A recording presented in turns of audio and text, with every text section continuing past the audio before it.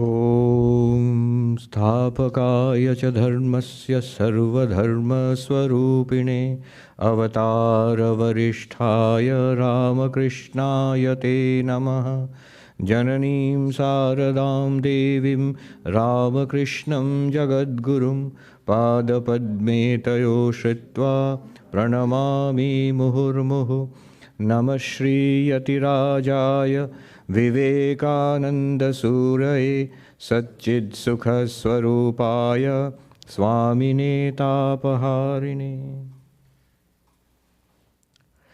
Christopher Isherwood, when he begins his classic book, Sri Ramakrishna and his disciples, Ramakrishna and his disciples, he starts by saying this is a story of a phenomena.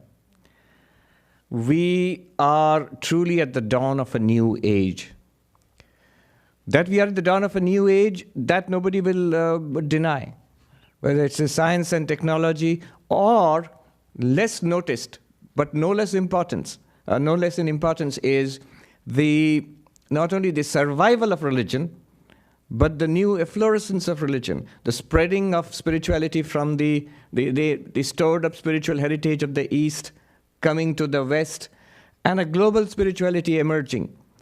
All the religions today in the 21st century stand reinvigorated.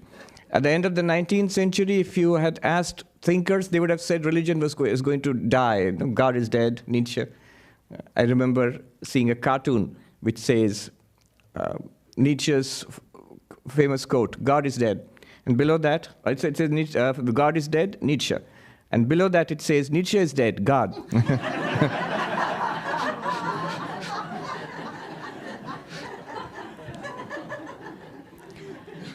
But that's so true. And I cannot prove it, but at the source of this, I'm firmly convinced, at the source of this is the new incarnation of our age, Sri Ramakrishna, was born in 1836. That is, in Vedanta, we understand that to be the purpose of the incarnation of God. From age to age, the Lord incarnates in different forms, many incarnations, many avatars, and the purpose is to reestablish, rejuvenate religion and spirituality, and also to show newer paths to present spirituality in a new way. And that's what happened in this remote part of India in 19th century. So Sri Ramakrishna was born in 1836. Now, today I'm not actually going to talk much about Sri Ramakrishna. One way of understanding Sri Ramakrishna is to see him reflected in those closest to him, his direct disciples, primarily in the Holy Mother Ma Sharada, then his chief disciple Swami Vivekananda, the other monastic disciples, the householder disciples who came close to him. So that's one way of understanding and appreciating Sri Ramakrishna. Girish Ghosh was one of the major figures in this divine drama of Sri Ramakrishna. So today, we are going to talk about Sri Ramakrishna, but through the lens of Girish Ghosh. Why Girish Ghosh? He was born in 1844, so this year is the 175th birth anniversary of Girish Ghosh. But also because it's very interesting. Those who know about him, they know how interesting he is. He's quite a character, an extraordinary character, and quite a character also. And those of you who are new, who do not know about it, even better. It's a joy to make this discovery of somebody like Girish Ghosh. So today we're going to look at Sri Ramakrishna through the eyes of and the life of Girish Ghosh. One word description, if you look him up on Google, Wikipedia, immediately you'll see that he is the major figure in Bengali drama, 19th century Bengal. He is called the father of the Bengali theatre, a great dramatist. He was born in 1844. You see, Girish Ghosh grew up at an interesting time and place, at an intersection of civilizations. Calcutta was the capital of the British Empire. So that's where, for the first time in a major way, the West came into contact, culturally, with the East. And this intersection produced interesting, wonderful personalities.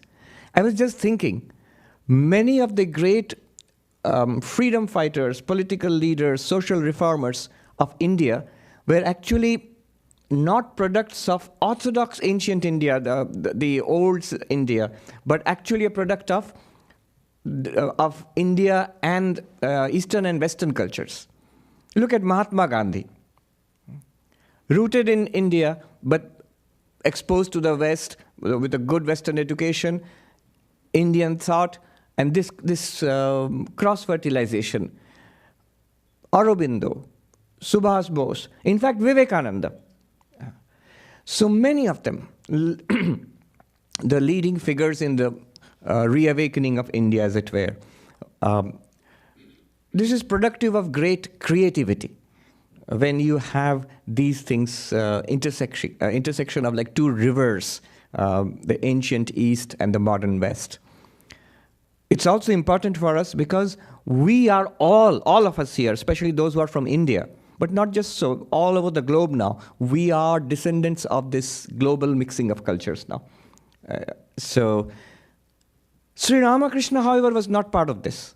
He was entirely a representative, if you have to say representative of what? Representative of ancient India. So he was quite untouched by Western thought. Girish Ghosh represents the creative potential of this synthesis of cultures to the maximum. If you have to use one word for Girish Ghosh, it is creativity. He was prodigious in every way, even as a young person, long before he met Sri Ramakrishna, immensely interested in modern knowledge. He became a member of the Asiatic Society, which had a wonderful library and museum. When I read that, I was interested because it's an interesting place. In Calcutta, it's a bit like, like the Dakota here. It's the oldest, one of the oldest modern buildings in Calcutta. And it occupies the busiest, maybe the most commercially or even residentially, the most posh area in Calcutta, Park Street. And it's number 1 Park Street, I think. So it was the first building there. And I've seen drawings of that when it was made more than 200 years ago. So it's just that building surrounded by rice fields, and one can never, those who have seen Calcutta, they can never imagine that that place, Park Street, is rice paddy fields and ponds and cows grazing. Cows are still there to... Sri Ramakrishna visited the Asiatic Society, and that's an iconic building for the Indian Renaissance, for the Bengal Renaissance. It is associated with Ishwar Chandra Vidyasagar. Sri Ramakrishna himself visited it. He mentions in the Gospel of Sri Ramakrishna, it's mentioned how Sri Ramakrishna says, when he was ill and his body is falling apart, he's sick, he prays to the Divine Mother. Mother, I saw that skeleton. It was a museum at that time. That skeleton in Asiatic Society, how the bones were strung together with wire. Can you just tighten the knots of this body, keep it together for some time? So he prays to the Divine Mother. When I went to the Asiatic Society, I asked them, where is that skeleton which Sri Ramakrishna saw? Because that place is redolent with history. All the greats of Bengal, certainly, and the Indian Renaissance, they have walked those wooden floors. They said that those things are no longer in the Asiatic Society, but those who know Calcutta, the Indian Museum is there next door. So they have shifted those things out. But the manuscripts, books are still there. And there's a good museum too. And Girish Ghosh used to study history and science and medicine and zoology and philosophy and logic, Ramayana, Mahabharata, the Puranas, Indian and Western thought. He just sucked it in like a vacuum cleaner, just sucking in everything from the environment. But not just books. He reminds me of the saying of Schopenhauer's, the great German philosopher Arthur Schopenhauer, who said, there's a difference between the genuine philosopher and then the academic philosopher. The genuine philosopher is one who is puzzled by life, looks at life and is puzzled by life. And the academic philosopher is the one who's puzzled by his books. Girish Ghosh was not an academic philosopher. He was a student of life.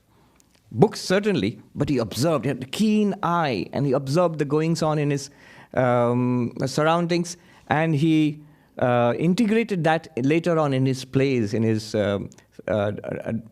dramatic compositions. There is a nice story of how he would observe the street outside his house and the goings on there. One day he saw this astrologer who came, and opposite house, he's inquiring about the people living in that house from the servants, getting information. And next he goes into the house to impress the simple women living in the house with how much he knows about their life, you know. And so then that's how he makes money. And Girish Ghosh couldn't bear it. He broke a branch of a tree nearby and chased that astrologer, not just out of the house, out of the neighborhood. If you see a picture, he was a huge man, powerfully built, enormously vigorous and strong person. He was an iconoclast. He had a band of young people around him who mocked the conventional religion, the Hindu religion of the time, mocked the gods and goddesses. At the same time, he had a great heart. He and his friends, they would collect money for the poor and the destitute, feed the hungry, get medicines for the sick. Somebody alone died on the street, he would arrange for their cremation. So a great heart. He heard of Sri Ramakrishna first from the writings of Keshav Sen in the Indian Mirror. So he wanted to know who this Paramahamsa is, Sri Ramakrishna. And the first time he met Sri Ramakrishna, he was distinctly unimpressed. It was probably in the house of Dinanath Basu. Sri Ramakrishna was there. Girish Ghosh has gone to see him. It's evening. The lamps are being lit. And Girish Ghosh enters. And Sri Ramakrishna says, he's there. He's in ecstasy. He's absolutely absorbed in ecstasy. And he's muttering, is it evening yet? Is it dark? Is it evening? And Girish Ghosh thinks that what pretension is this in Bengali? Ki dhong. It's dark. The lamps are lit. And why is he saying, is it dark? Is it evening yet? So he says, enough of this, and he storms out of the place. Years later, when his famous play on the life of Sri Chaitanya was being staged in Star Theatre in Calcutta, Sri Ramakrishna had heard about this and he wanted to come and see it. And people dissuaded him because the theatre at that time was not seen as a good place, certainly not for a sadhu, a monk. Sri Ramakrishna said, no, I will go and see. And he did it again and again, and that actually lent respectability to the profession of actors and actresses at that time. So he said, I will go, but I see everybody as embodiment of the Divine Mother. And so he said, I will go there. Girish Ghosh records that he was walking outside the theatre, or inside the theatre, and one of Sri Ramakrishna's disciples comes and says, Sri Ramakrishna has come to see the play. Will you give him a free pass or do we purchase tickets for him? Girish Ghosh said, I'll give him a free pass, but the rest of you have to purchase tickets. And then he goes out to see Sri Ramakrishna. Before he can do anything, it's his reminiscences, before he can greet Sri Ramakrishna bows down to him. And so Girish Ghosh immediately bows down low, and Sri Ramakrishna bows down lower. And Girish Ghosh bows down even lower, which is difficult. He was a huge man. And Girish Ghosh said that there's no end to this until we reach the ground. So he mentally bowed down to Sri Ramakrishna and escorted him up to the box was the best place you could see. So and asked an attendant to fan him. That was the air conditioning at that time.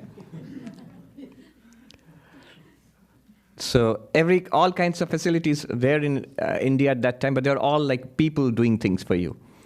A monk, an American monk in Hollywood, he told me that the first time he went to India, to our monastery in India, 1960s, he asked for a nail cutter. And I got a man with a knife. Which is true. And the man with the knife is still there.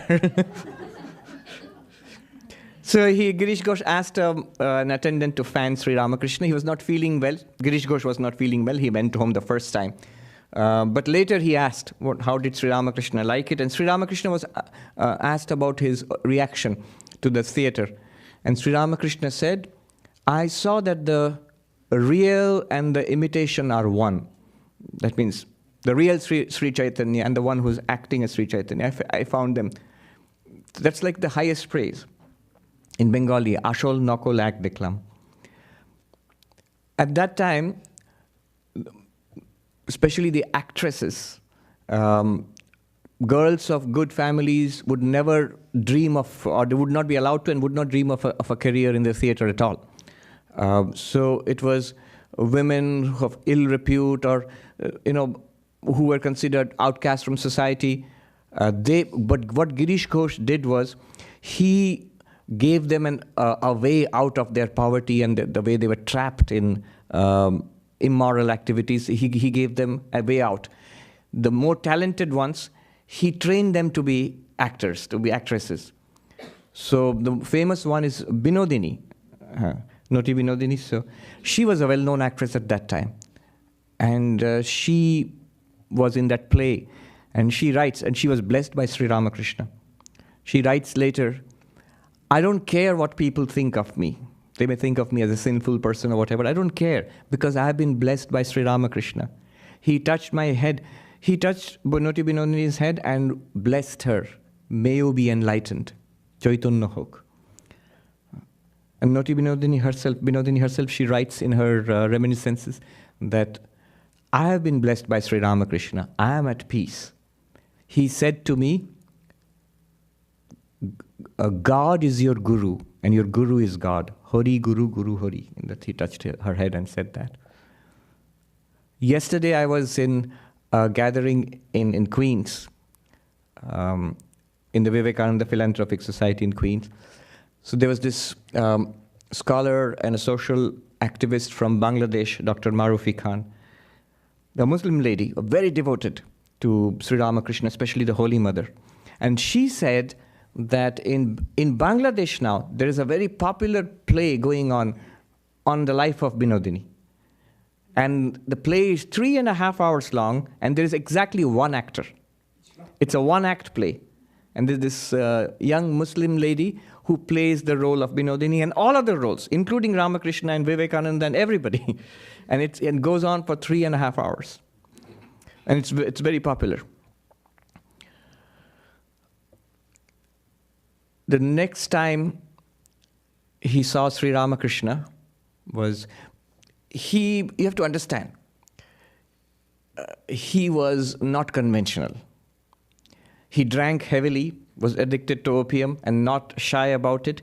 He hated conventional behavior or, just, for example, because it was the life of Sri Chaitanya, that play attracted many devout Vaishnavas. So they came, an orthodox Vaishnava, they would never dream of coming to the theatre, but they came to see the life of Sri Chaitanya. And they were so taken up by it, they thought the composer of this must be a really holy man.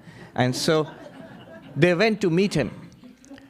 And Girish by this time was tired of empty flattery. So he put a bottle of wine and he poured it into a glass and he sat there to receive these pious people. They came and said, "Sir, what is this? Are you sick? Is this medicine?" He said, "This is not medicine, this is something else." And they were so scandalized they never came back again. And Girish Ghosh said, "Let them go, I don't care." So he was like that. And yet, the next time he saw Sri Ramakrishna was when Sri Ramakrishna was going to Balaram Bose's house.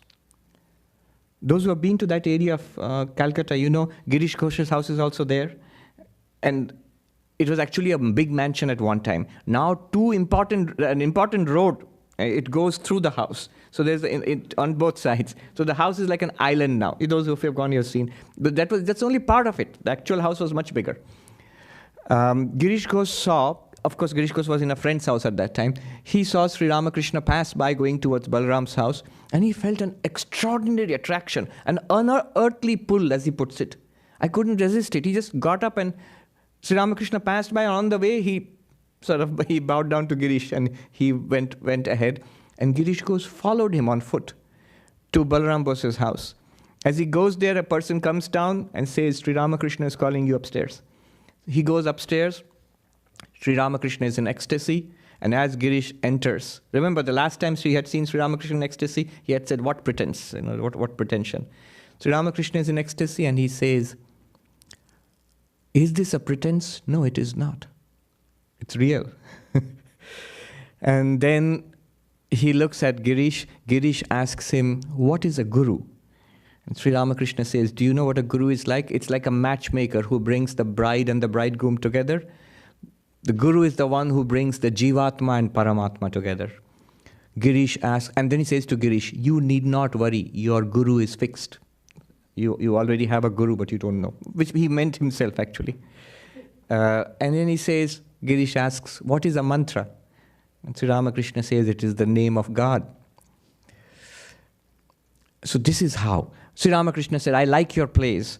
They're full of spiritual, very, very high spiritual moods. And Girish says, I write that, but really it's not in my life. He always was plagued by this feeling that he's not a good person, he's a sinful person.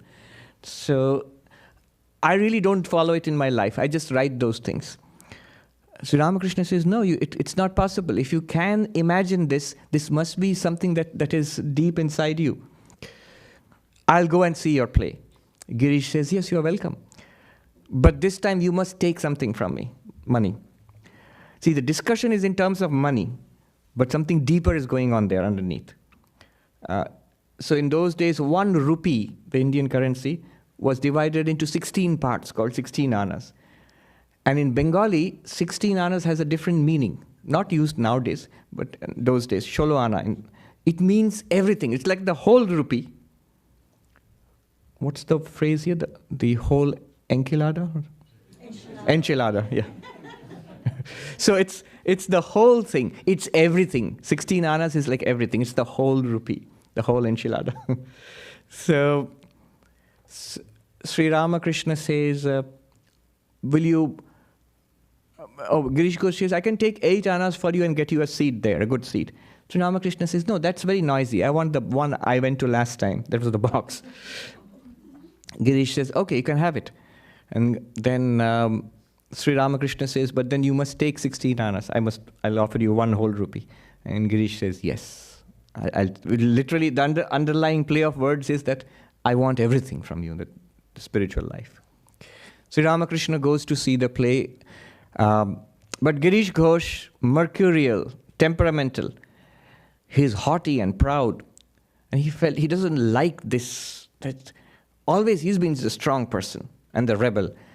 That he is sort of falling in love with Sri Ramakrishna, surrendering to Sri Ramakrishna, giving up his absolute independence and rebellious attitude. There's a reaction. So when Sri Ramakrishna comes to see the play, Girish Ghosh, somebody comes and says, Sri Ramakrishna has come. Will you come out and receive him? And he can go to his seat. Why do I have to go? But then the man persuaded him, why don't you just come out and say hello? So he comes out, and then he writes in his own reminiscences that I went out, and the moment I saw Sri Ramakrishna, I felt deeply ashamed that why did I not want to go and meet this intensely spiritual and gentle soul? And he writes that even to this day, that flash of arrogance in my heart, it still haunts me. So he bows down to Sri Ramakrishna and he touches Sri Ramakrishna's feet, which is a big thing for Girish. And Sri Ramakrishna goes and sees the play. He loved that play too. It was on Prahlada, the character of the boy devotee Prahlada. Slowly Girish is attracted. And Girish develops an intense devotion to Sri Ramakrishna. Once he is talking with Sri Ramakrishna, how do I get peace? Oh, Sri Ramakrishna praises his play, and again Girish says, I write those things, but how do I get peace? It's not really that I'm a very spiritual person. And then Sri Ramakrishna starts giving him some spiritual teachings, and Girish says, stop. I don't want words. I have given spiritual advice too. My plays are full of spiritual thoughts. I don't want that. I can say the same things. You have to do something to transform my life. You change my life now. And then Sri Ramakrishna tells Ramlal, Sri Ramakrishna's nephew was there, he tells Ramlal to recite a hymn, which means, if you want peace, go into the deepest cave of the highest mountain and you will not find peace there. In faith, you find peace. Faith is the root of all. Now see the unique teaching, because Girish later on, if you see his life, one word to describe him, of course, his external life would be creativity, but his inner spiritual life was entirely faith-based. Tremendous faith. And Sri Ramakrishna knows that. He sees through the deepest nature of a person. He says, and the root of everything is faith. If you want peace, you'll find it in faith, Vishwash. And Girish Ghosh, it has a desired effect. Girish Ghosh said, I heard his words, looked at the peculiar smile playing on his lips, and a tremendous change came over my mind. I began to feel that yes, I could do it. I could transform my life. I could realize God. I could become a spiritual man and realize God in this very life itself. To such an extent he's transformed. In that moment, he asks Sri Ramakrishna, should I still go on with the theater? He's ready to give all that up. He immediately thinks that spiritual, the first reaction is, so I give everything up and become a monk? And like Krishna told Arjuna on the battlefield, that yes, you can be spiritual, but you can go on doing the same thing. And Sri Ramakrishna told Girish, there is no contradiction. You go on doing your writing plays and staging plays, you go on doing that. And Girish writes, I understood then there is no contradiction between a spiritual life and what I was doing in the theater. It would still haunt him years ahead. He would still keep trying to become a monk. And in a way he did, actually. It's a very interesting story. There is, see how he saw Sri Ramakrishna. An aristocratic gentleman in Calcutta, Nanda Boshu, was very rich. He invited Sri Ramakrishna to his parlor. Sri Ramakrishna goes. There is a long discussion you can see in the Gospel of Sri Ramakrishna. Good, very interesting. But he was an aristocratic man, very rich, and Sri Ramakrishna, after all, in society, he was just a poor priest of Kali from Dakshineshwar. So not quite at the status of Nanda Bose. So Nanda Bose is sitting in the parlor talking with Sri Ramakrishna. There are other guests. And after refreshments, the betel roll, pan, that is served. In those days, little trays. So the servants would bring them out, and the rich people would, fancy folk would pick the pan and eat it. So it's brought out. Remember, Sri Ramakrishna never accepted anything unless it was first offered to God, and he would take the first one. So Nanda Bose, the guests already start taking, and then the tray comes to Sri Ramakrishna. Sri Ramakrishna says, no, thank you. And then Nanda Bose says, why not? Sri Ramakrishna says, it should first be offered to God, and otherwise I can't take it. Now, Nanda Bose was a Vedantin, Wednesday class. He considers himself an advanced student of Vedanta. He said, look, it goes to the same Brahman anyway. Everybody's Brahman, right? It's all Brahman, so it goes to Brahman. And so why are you objecting? Why all these distinctions? And Sri Ramakrishna would, in these cases, he would just say, it's a little something, it's a little quirk of mine. It's just a little personal thing. But Nanda Bose must have discussed this with others. He became convinced that Sri Ramakrishna was not quite up there, up to the mark, like a non-dualist, beyond causality, beyond good and evil, the pure being, existence, consciousness, bliss, the one absolute everywhere. The Mandukya Wednesday class. He must have discussed it because Girish Ghosh heard about it. And he felt unsettled. He knew that Sri Ramakrishna was, by that time he was convinced that it is an avatara, an incarnation of God. So he wanted to test for himself. He invited Sri Ramakrishna to his house. And after refreshments, the tray is brought out. And the tray comes, and Girish had given instructions to the servants earlier. It comes first, and Girish takes one from that and puts it in his mouth and then offers it to Sri Ramakrishna and looks at him. Sri Ramakrishna smiles at him and takes a pan and puts it in his mouth. And Girish was wild with delight. He went and immediately, excitedly started explaining to the devotees that it's not a question of, when it comes to devotion and love, none of these rituals and rules and the purity rules and all, none of them matter. You are devoted. You love the Lord loves you back. There is no distinction there. There is no high and low, and Sri Ramakrishna accepts him as one with himself. And again, I'm reminded, yesterday, where I was there, this lady who was speaking from Bangladesh, Dr. Marufi Khan, remember, she's a Muslim lady, and she's a practicing Muslim. She says her practice, one thing she does is, on the birthday of Sri Ramakrishna, she cooks this rice pudding payas, and sends it to the local ashram there, the Maiman Singh ashram there. So once she was doing that, many years ago, she was doing that, and she was wondering if it needed sugar. And unthinkingly, because in Hindu offerings, it's difficult to cook for God, because you can't taste whether the salt is good or the sugar is good. So you don't know really. You have to be really the top of your game.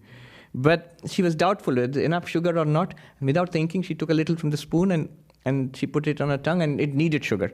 And of course, she didn't put the spoon back there. She put the spoon away. But still, it sort of unsettled her. Early in the morning, she sent it very devotionally to the ashram. But she was still unhappy. And she says that she opened the book of the Holy Mother's book. And there she finds a devotee who is taking an offering for Sri Ramakrishna and has tasted it, something like that. And she asked the Holy Mother, is that all right? I felt bad. And the Holy Mother says, when you love God, these rules do not matter. So the moment she heard, she said, I just burst out into tears when I read this. I don't know how I opened it at that page. Now, Girish Ghosh, he saw it directly for himself. Something that he has eaten, not even offering to God. He has eaten, and he gives a second portion to Sri Ramakrishna. Sri Ramakrishna takes it smilingly. One day, the famous incident we know, where he asks for spiritual instruction. Sri Ramakrishna says, for you it will be enough if you just think about God twice a day, morning and evening. Girish Ghosh didn't like rules. And also he knew that his life was so, he didn't know what he would be doing the next moment. So he was extraordinarily sincere. So if he promised something, he would really do it. But he saw he could not promise. So he said, no, I don't know. Morning and evening, can I keep my word? I don't have a fixed routine. Then Sri Ramakrishna says, that's all right. You eat, right? And you go to sleep. So just before you eat, think about God. And just before you go to sleep, think about God. That's it. And Girish Ghosh says, no, I can't even do that. Then Sri Ramakrishna, he goes into an ecstatic mood and he says, well, in that case, give all your responsibility to me. Give me the power of attorney. Power of attorney where somebody else acts on your behalf. You don't have to do anything. I will depend entirely on me. I will do everything for you. And Girish Ghosh thought that was a good deal. Little did he know. Years later, he would talk to the disciples of Sri Ramakrishna, and many would go to see him. He was veritably a saint by that time, decades later. He said, I thought it's great. Sri Ramakrishna will do everything for me. Now I don't have to worry, about the enlightenment business. And then later I realized that every little thing that I do, I say, I even think, I have to think, what would Sri Ramakrishna say about this? What would Sri Ramakrishna do about this? And I have to change my behavior accordingly. To be true to my own conscience. I have to surrender to Sri Ramakrishna moment to moment to moment. Now just imagine, that's the most intense kind of spiritual practice. Every moment of your waking life, and indeed in dreams, you are aware that I have to do what I think Sri Ramakrishna would have me do in this case. So he was transformed. Swami Turiyanandaji writes about Girish Ghosh in his later years. People thought of him as a great drunkard, but when years later we would see he had long ago given up drinking, he had given his opium habit, he had even kicked his smoking habit. And devotees and monks would gather around him. There are such people, you wouldn't expect them. You'd expect a monk to be the holiest of holy and people gather around that, but there are saints in extraordinary places. I was in San Diego this time in a retreat a couple of weeks back, and they talked about Clemmy, who was there in San Diego. She passed away at the age of something more than 100. Yeah. And Swami Tathagatanji knew her very well. She literally became a saint. This old lady living all by herself, poor. She would talk day and night to the Holy Mother, whatever you may think about it, but she constantly felt In her old age, she said to Swami Swananda that I want to go to India. And Swami Tathagatanji told her, I heard all this in San Diego this time. Swami Tathagatanji told her that you don't have to go to India. India will come to you. And it was true. As word spread, devotees who visited the West Coast would go and see. Just they wanted to see Clemmy. And she passed away recently, I think. So Girish Ghosh became like that. It was a magnet for people to come and see him. The power of attorney. In Bengali, Bakal Mada, power of it. That's a famous story. The other great thing we know, he was not to want to hold back. So when he was convinced that Sri Ramakrishna is an avatar, an incarnation of God, he went around telling people. And Sri Ramakrishna he knew the truth, but he did not like this publicity. He had also said that when you hear publicly people are saying that I'm an incarnation of God, you will know this, my Leela, divine play is at an end.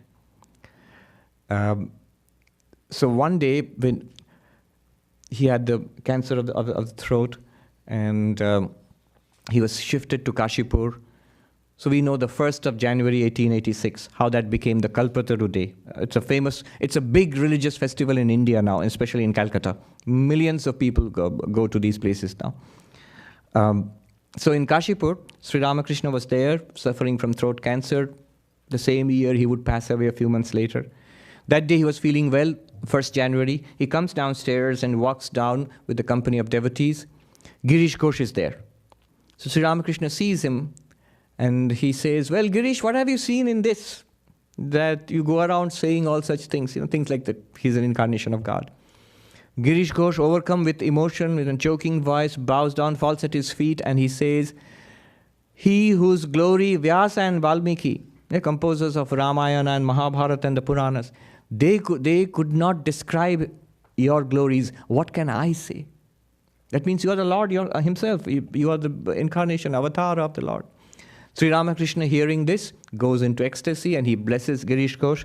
May you be illumined. Chaitanya Hok. What else shall I say to you? May you be illumined. And at his touch and his blessing, the people who were around him, they started experiencing deep spiritual states. The form of God they had been worshipping, Ishtadevata, which years and years they have been meditating upon, they have a vision of God in the way they wanted to see God. Some go into deep meditation, into samadhi. Some stand there with tears pouring down their cheeks.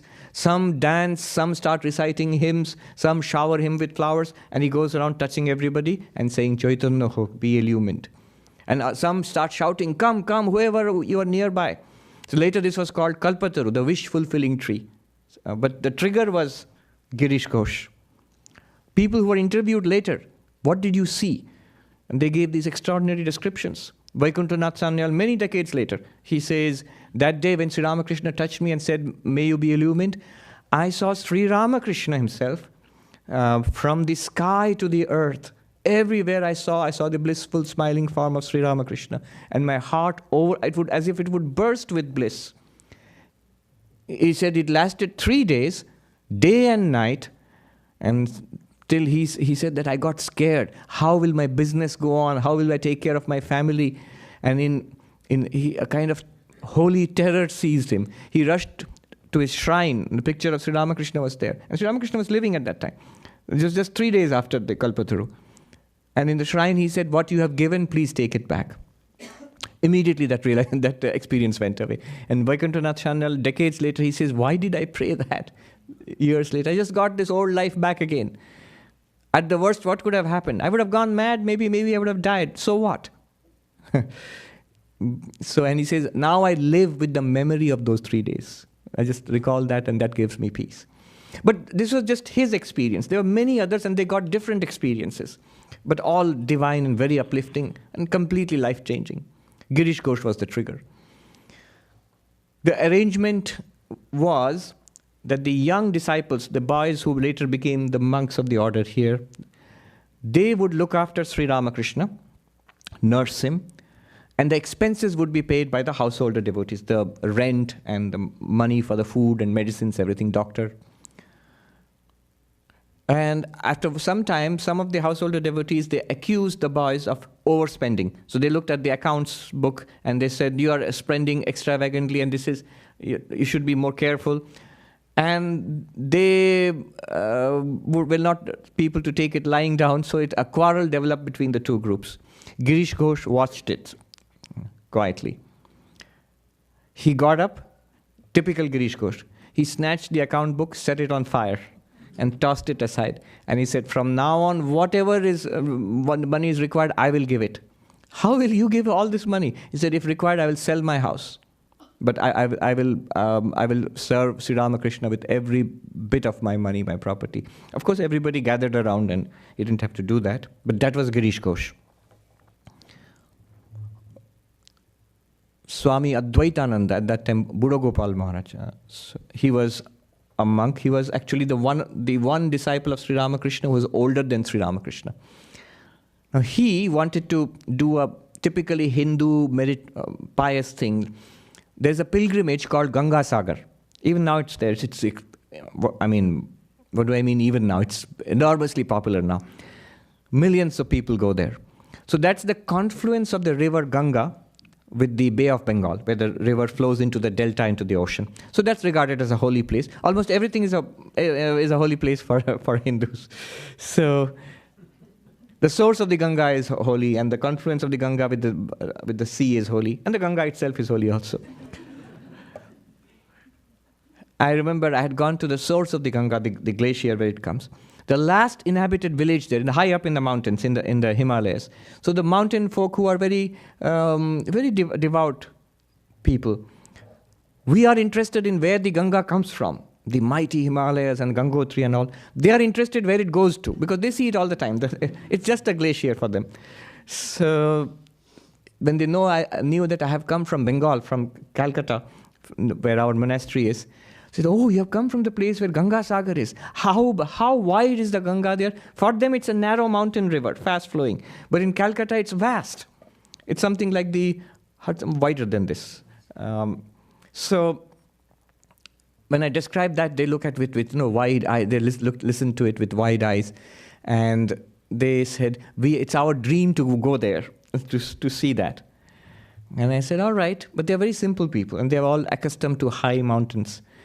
I said, but Calcutta is 105 in the shade and 100 degrees and 100% humidity most of the time. So I said, you should go in the winter. Don't go in summer. You'll melt. So they said, yes, we know, because we went to Uttarkashi and it was so hot. Uttarkashi is 5,000 feet, 6,000 feet in altitude, and they found it unbearably hot.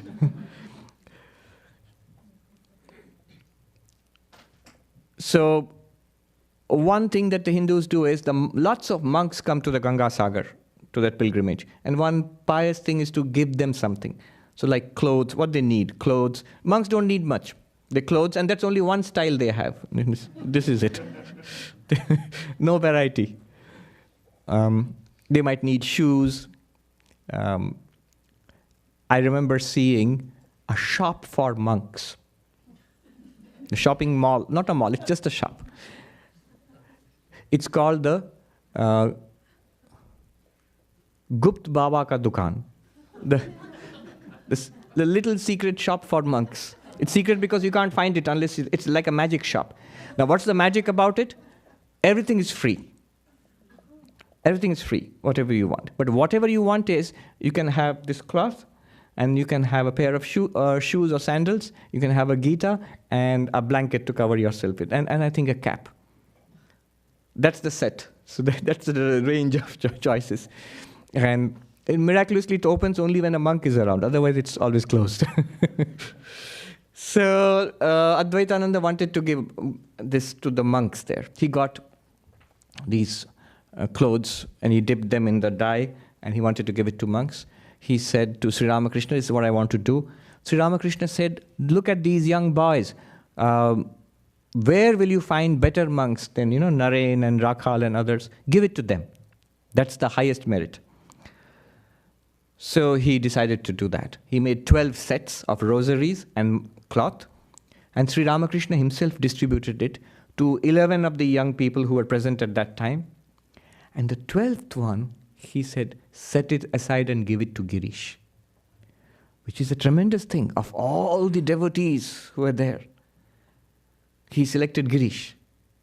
And Girish, who's sort of, it haunted him that he couldn't be a monk. And Sri Ramakrishna said, give it to Girish. And we say we are a monastic order descended from Sri Ramakrishna in that sense because he gave the ochre robe to our founders, Vivekananda and others. But equally, he gave the ochre robe to Girish also. Later, it was given to Girish when he came to visit, and very reverentially, he touched it to his head. Even when Sri Ramakrishna passed away, Girish Ghosh, he wouldn't visit too much because he didn't like to see Sri Ramakrishna ill. And even when Sri Ramakrishna passed away, he didn't believe that he had passed away. He said it's just the divine play of the master. He's always there. He cannot die. He's immortal. He had asked, once Sri Ramakrishna had scolded him a little. He said in Bengali, Tomar mone baak ache. There's crookedness in your heart. And Girish Ghosh writes, I knew that. It's no news to me. My heart is full of crookedness. But then he says to Sri Ramakrishna, how will it go? How can I get rid of it? Sri Ramakrishna said, look, a bowl in which garlic has been kept, it retains the smell no matter how much you wash it. Then Girish Ghosh understood what was meant. And he said, how will the smell go? Will it never go? Sri Ramakrishna says, yes, it can go. If you burn it in fire, it goes away. The smell goes away. And Girish Ghosh was literally burnt in the fire after that. Literally in the sense of suffering, the worldly suffering. He had lost his wife when he was quite young. He had remarried. He lost his second wife. He lost 2 of his daughters. And his youngest son, who was very devoted to the Holy Mother, they all died one after another. And a kind of sorrow raged within him. Notice, in these cases, the sorrow, the worldly suffering, makes them more intensely focused on God. There's a difference between the conventionally religious and the truly spiritual. The more a spiritual person suffers, the more he or she catches on or holds on to God. In the other case, what might happen is, I prayed so much. We hear this all the time. I prayed so much to God. I did so much of worship, and now this thing happens to me, and now I don't believe in God anymore. So that's like I'm using God to improve my life. God is a convenience, an appliance. And God didn't work. God didn't do what he was hired to do. So laid off, fired. In the case of people like Girish Ghosh, the entire life is for God. Not God for my life for God. So when he went through all this terrible suffering, and at that time, Swami Niranjananandaji, he was always sort of encouraging him to become a monk. So he told Girish Ghosh, Sri Ramakrishna gave you the ochre robe. He practically made you a monk. Come to the monastery and live with us. And Girish Ghosh, always impulsive. He walks out of his house wearing only one cloth, and he goes straight to the monastery and says, I will not go back to the house anymore, I'm a monk now. But then the brothers had to convince him that, Sri Ramakrishna wanted you to stay in the world and to do the theater and things like that. And so again he goes back. But it haunted him throughout his life. He went and told the Holy Mother. He loved going to Jairam Bati. We are singing that song, Jairam Batir Mati Chandana Shaman, the soil of Jairam Bati, place where Holy Mother was born, is as pure as the sandalwood. So Girish Ghosh would go there and loved staying with in the company of the Holy Mother. The devotion he had for Sri Ramakrishna, he had the same for the Holy Mother. That shows it was not a personal thing. It's not that he was just attracted to the personality or the charisma of Sri Ramakrishna. He had the equal devotion to the Holy Mother, which shows that he caught hold of an impersonal reality beyond the persons, an unchanging reality. With the Holy Mother, he had a deeper relationship. He writes that when I was a young boy, I had a terrible illness and people despaired of my survival. And in my delirium, I saw this divine feminine figure who came and blessed me and my fever left me. And when I saw the Holy Mother for the first time, I recognized it is you, Mother. You've been watching over me all my life. And the Holy Mother was so gracious to Girish The little things, in the little village there, a backward village in those times, and somebody as a big man like Girish, who's a famous dramatist and a famous person from Calcutta, is visiting. Every day he would find something strange. His bed sheet would be new and washed and fresh. How is this happening? When he was not there, the Holy Mother would take it away and wash it herself and put it back on his bed. So like that, she would take care of him. He asked her that I want to become a monk. And the Holy Mother finally persuaded him that you don't have to become a monk. Keep on doing what you are doing. And she herself went to see some of his plays. So that sort of assuaged him. He used to say, I have drunk so much wine that if you put the bottles one on top of the other, they will be higher than the Himalayas. Higher than Mount Everest. He said, higher than Mount Everest. Once he had gone to Sri Ramakrishna. He had these impulses. He and two of his friends, tipsy, drunk, in the dead of the night, midnight, they turned up at Dakshineshwar. Suddenly he thought, I must see Sri Ramakrishna. Midnight, two of his friends, three of them drunk, they stumbled into Sri Ramakrishna's room where everybody else in the temple is sleeping. And wonder of wonders, Sri Ramakrishna is there as if expecting them. As Girish stumbles into his room, Sri Ramakrishna advances, he says, takes hold of both my arms, both my hands, and bursts into song and dances. And Girish Ghosh thinks, here I am, my family look upon me with contempt. And this man, this person considered the holiest of persons, he loves me so much. Truly the savior of the fallen, Patita Pavan. This is Patita Pavan. Many such incidents. Sometimes he would curse Sri Ramakrishna, using abusive words to the horror of the devotees around. And Sri Ramakrishna would not mind. Somebody said to Sri Ramakrishna, the poison that you have given him, that is what he is serving you with. This is the allusion to the story of Krishna and the serpent in Vrindavan. The serpent was a poisonous serpent biting everybody. And the serpent said, the poison that, Lord, you have given me, that's the only thing I can give back to you. After Sri Ramakrishna passed away, Girish continued his career. If you see the descriptions, he was truly an extraordinary person. He would compose creativity. Somebody said to him, the conversations of the witches in Macbeth, that can't be translated properly into Bengali. And immediately sat down and did it, and he translated Macbeth into Bengali, and it was stage 2. Sister Deva Mata, who was Laura Glenn, who went from actually New York here. What's the place where they have the ashram? The Anand ashram? Coasset. So she went from there and she visited different places in India, and she saw Girish Ghosh at close quarters. He says this great Bengali dramatist. He would dictate to 3 secretaries at once. He was so creative, 3 different plays, and he would dictate. And the secretaries could not keep up. They did not have time to use they had quills in those days. There was no time to dip the quill in the ink and then write, because he would speak so fast. So they had to use pencils. And 3 of them at a time, because 3 plays were going on. And he would walk back and forth and dictate. I have read in Napoleon's life that he had the power to do this. Multiple secretaries taking down letters and notes and his orders. So once a secretary taking down dictation asked him to repeat himself. I missed that. And Girish Ghosh angrily snapped at him, saying that, don't do that. You don't break my flow. Just put ... and give it back to me later. I will fill it up. But just write it down what I say. Once, Sister Devamata records, once in one night he composed 26 songs for a play. Another play, one of his famous plays, she records it was composed in 28 hours continuous labor. He worked at a stretch for 28 hours and completed that play. Prodigious energy. He would work in his office in a day job throughout the day. In the evening, he would go to the theater, stage the plays, act in them himself, and he would be back at home by 3 o'clock or 4 o'clock in the night, day after day, month after month, year after year, and be back to his job early in the morning next day. He would act in his plays too. He could immerse himself in the character.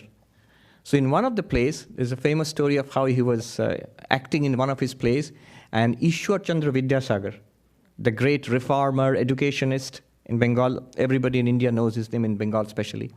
So Ishwar Chandra Vidyasagar had come to see the play. And Girish Ghosh was acting the role of a man abusing a woman. And he was doing it so convincingly that Ishwar Chandra Vidyasagar, in fury, took out his shoe and threw it at the stage at Girish Ghosh. He was so aggravated by this scene that he threw it at Girish Ghosh, and it struck him while he was acting. And Girish Ghosh immediately picked up the shoe which had fallen on the stage and put it on his head and said, "This is the greatest praise anybody could give me."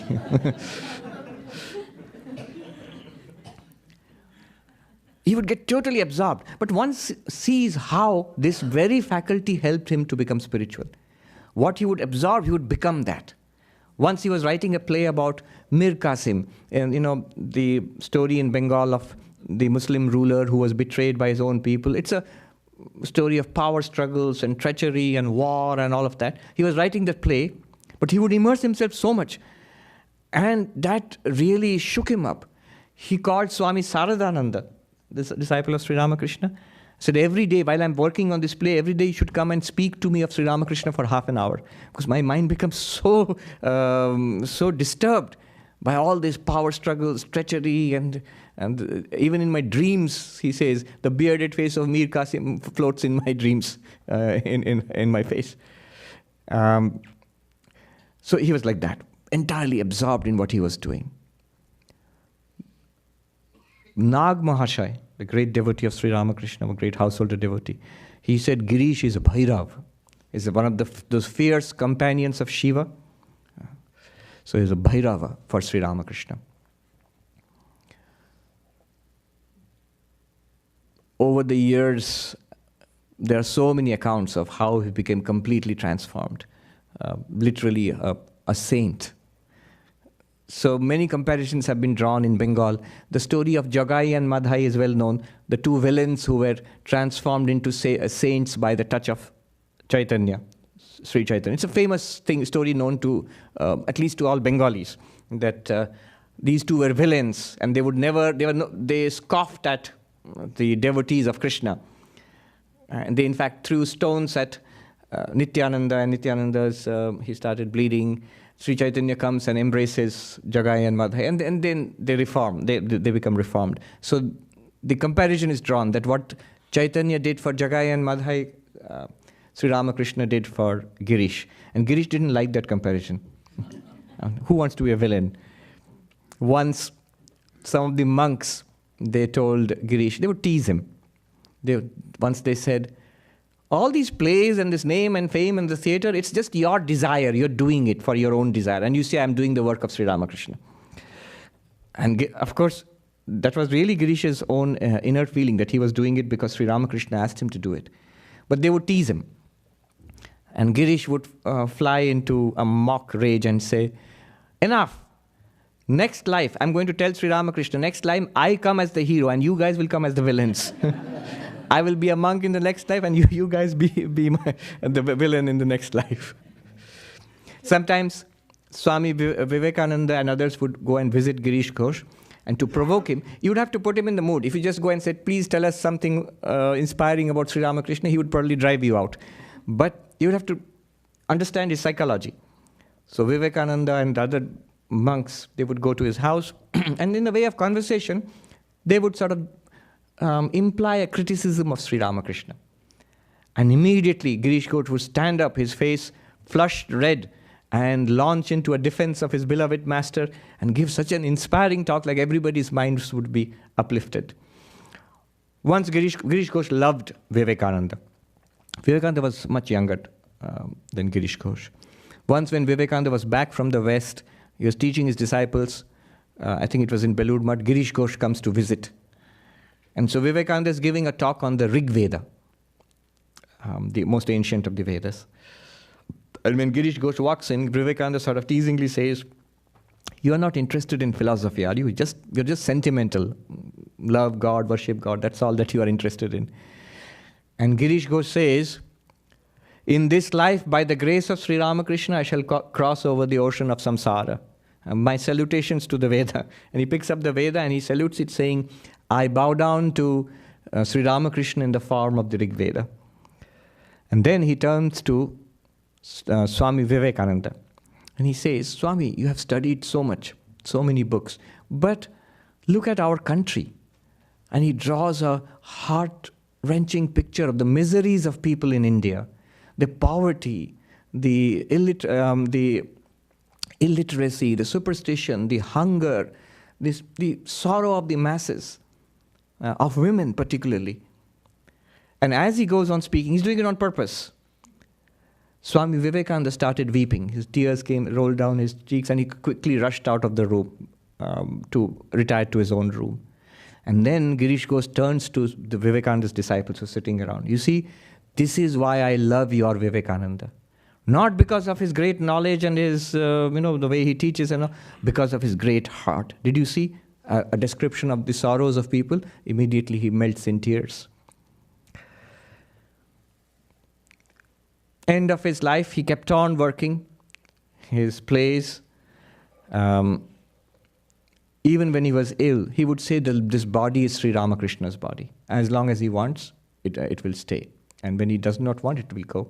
One day he says to M, the writer of the gospel, author of the gospel, he's sitting there next to M and he says, old age has come, death is coming. I wonder what will happen to me after death, after death. And the next moment he says to M, please beat me with your shoe. I really mean it, beat me with your shoe. M says, why ever would I beat you with my shoe? Because I forgot, Sri Ramakrishna is ever shining in my heart. Why should I be worried about what will happen to me after death? So that was his attitude. Once he was ill with pneumonia.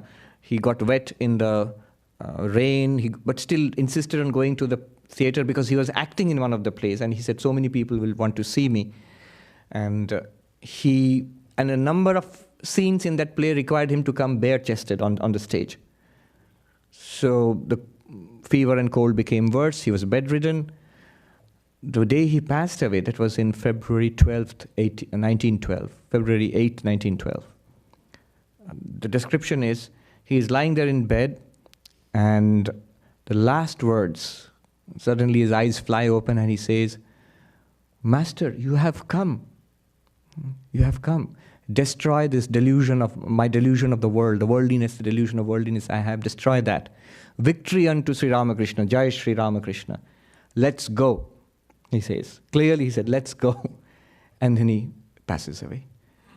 One of his biographers says, he's like ever the dramatist. He made a dramatic exit from the stage of the world. So, in this mirror of Girish Ghosh, we see the divine figure of Sri Ramakrishna. I will tell you, I love Vedanta, the path of the Upanishads, of non-duality. But there's a deeper mystery here. When Jesus says, none shall come unto the Lord except through me, often people interpret it in a narrow, exclusive way. That means only through Jesus. But there's a meaning there. What he means there is through the incarnation. None comes to the Father except through the Son. It does not mean that you have to believe in the incarnation and take refuge, otherwise you cannot realize God. No, that's also not necessary. Ultimately, you can realize God through the path of knowledge also, through samadhi and the path of meditation also. But it's much easier. It's much easier. Do you want to take the scenic route, or do you want to get to the destination? The scenic route takes you through many lives. But taking refuge in the incarnation, the result is the incarnation takes control, charge of your life. This is a secret. I'll leave you with this. Overcoming our passions and desires. This is what Girish Ghosh showed to the nth degree. Overcoming our passions and desires is essential in spiritual life. The struggle with greed and anger and lust and envy, this is what blocks us. Otherwise, God realization is very easy actually. What is a saint? We are all one with God. The saint is one with God, but so are you and so am I. But the difference is, a veil is over our eyes. The veil of our own greed and lust and anger and envy, all the negativities. Now, one way is the way of the hero, the yogi, the saint, is to fight with this. Why doesn't God remove it? I found in one place that God wants you to have the joy of struggling with it and overcoming it in this very life itself. That's true. That's a great thing. But there is another way. Most of us, we are very ordinary folk. How do we know? If in our day-to-day life, we are far more ordinary than, say, Girish Ghosh. Then in spiritual life too, we are like that. We have to admit. And the second way is, if you take refuge in the Divine Mother, if you take refuge in Sri Ramakrishna, and pray with a sincere heart, O Lord, remove these dosha, defects, from my heart. Let me have a pure mind, let me see thee, feel thy presence. The Lord actually does it. This is the second path. It's not the lifelong great struggle of the yogi. That has to be done. We must try it. But this is the path of surrender to God. In the beginning of Ram Nam, there is Kamadi dosha rahitam kurumanasam cha. O Lord, please cleanse my heart of the dosha, the defects of lust. And adi means etc. That means anger and greed and jealousy and envy. Cleanse my heart of that. With the cleansed mirror, Swami Vivekananda says the only thing that we can do is polish the mirror. If you cannot polish it, let the Lord polish it for you. I have heard from people who have experienced it. Lifelong struggle with these passions. And the day you surrender to the Lord, I can't do it, but I really want to overcome this. The next day, instantly almost, I've heard it from monks. It's gone. It's no longer that there's a temptation, you have to struggle against it and overcome it, or there's an anger, you have to somehow control it, that you're now able to control it. No, not even that.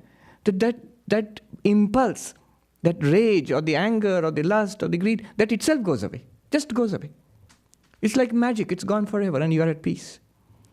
So that's another way. That's what the incarnation can do for you when he takes charge. Many people say the lesson to be learned from Girish's life is that a power of attorney. But that's a very high thing. What I find the lesson is, one of the first things that Sri Ramakrishna told him, if you want peace, not in the deepest cave of the highest mountain, but in faith. That's a great secret which we can all take advantage of. Bishash, in faith.